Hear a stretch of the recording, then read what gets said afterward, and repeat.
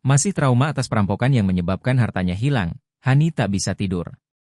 Perampokan di perumahan kota wisata, Desa Ciangsana, Kecamatan Gunung Putri, Kabupaten Bogor, tersebut masih membekas.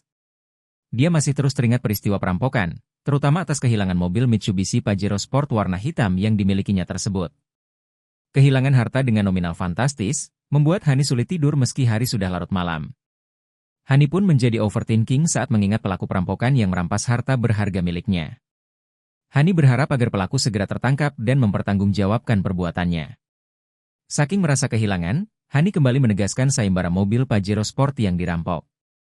Kapolres Bogor, AKBP Rio Wahyu Anggoro mengungkapkan bahwa, saat ini anggotanya terus melakukan pengejaran terhadap pelaku perampokan di kota wisata. Selain itu, dia juga akan terus mendalami kejadian perampokan beberapa waktu lalu tersebut untuk memastikan pelaku menggunakan senjata api atau tidak.